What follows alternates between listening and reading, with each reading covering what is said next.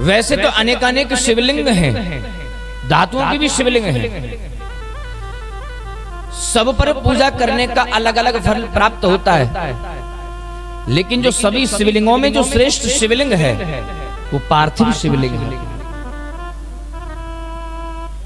जिसे मिट्टी की शिवलिंग बना करके जिसका पूजन अर्चन किया जाता है। तो इसीलिए हमें चाहिए, अगर हमारे पास में मंदिर है तो जहां पर जो लिंग स्वरूप मंदिर बने हो वहां पर जाकर के भगवान का पूजन अर्चन करना चाहिए। देवालय में तो श्रेष्ठता है पूजन अर्चन करने की, लेकिन अगर हम मंदिर नहीं जा सकते और हम चाहते हैं कि हम अपने घर में पूजन अर्चन करें तो शिवलिंग की स्थापना कैसे करें? तो पार्थिव शिवलिंग ही श्रेष्ठ है। तो पार्थिव शिवलिंग का निर्माण कैसे हो, उसकी विधि क्या है, और उसकी पूजन अर्चन की विधि क्या है, उसकी प्रतिष्ठा की विधि क्या है, तो आज सूत जी महाराज बड़ी प्रेम के साथ में वो सब कुछ हमें बता रहे हैं। आज सूत जी महाराज कहते हैं कि जब भी पार्थिव शिवलिंग की स्थापना करें, पूजन करें, अगर सक्षम सामर्थ्य हो सके तो हमें किसी दीवार में जाकर के, किसी तीर्थ स्थान में जाकर के, जलाशय, किसी नदी के किनारे हमें शिवलिंग बना करके उसका पूजन अर्चन करना चाहिए। तो उसमें श्रेष्ठता है। अगर वो सक्षम ना हो सके तो महाराज घर में ही मिट्टी ला करके पार्थिव शिवलिंग का निर्माण करे। 4 वर्ण होते हैं, कहते हैं बोले संसार में 4 वर्ण। कौन कौन से 4 वर्ण? ब्राह्मण, क्षत्रिय, वैश्य और शूद्र।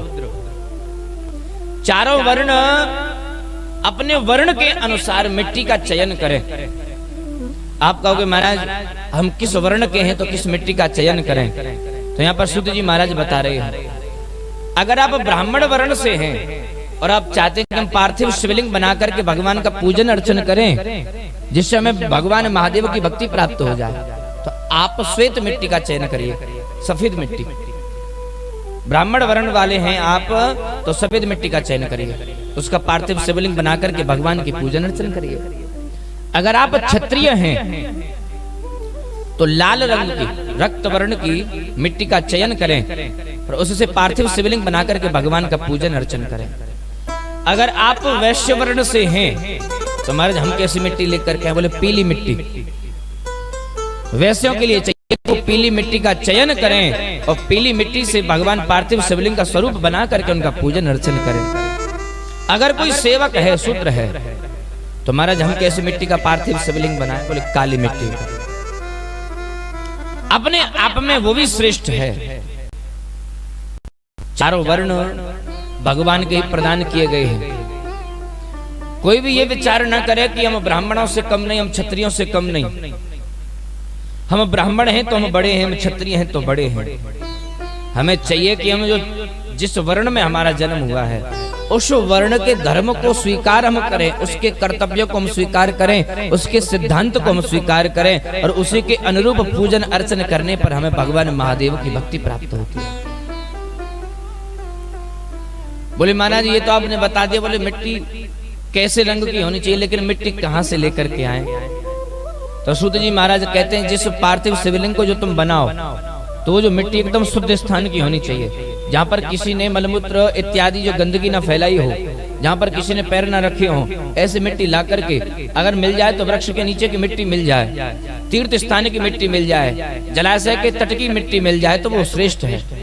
बोले महाराज ये न मिले तो बोले जैसी मिल जाए उसी मिट्टी को हमें ले लेने चाहिए। मिट्टी मिल जाए उसी से शिवलिंग बनाए, मिट्टी का संग्रह करके उस शुभ मृत्तिका को अत्यंत शुद्ध स्थान में रखें।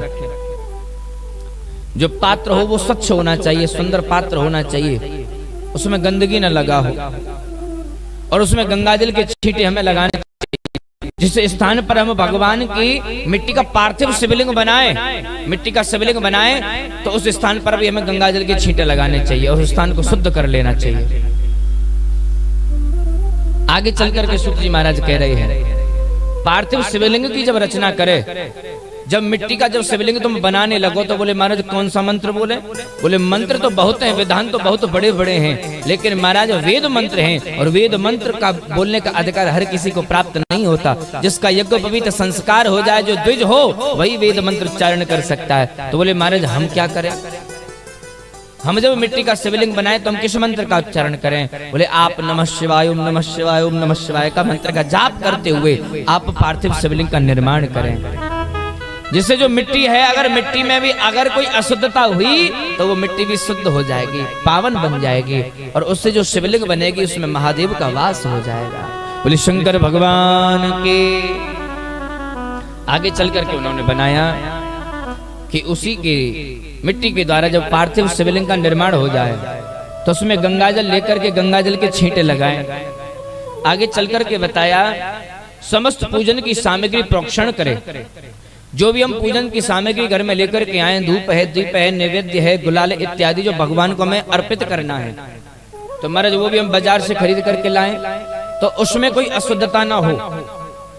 तो महाराज क्या करें? बोले उसके ऊपर भी हमें गंगाजल के छींटे लगाने हैं कि महादेव की करें तो हमसे महाराज किसी विधि में कोई कमी ना रह जाए। ये तो हर कोई कर सकता है, गंगाजल तो हर किसी के घर में प्राप्त हो ही जाता है।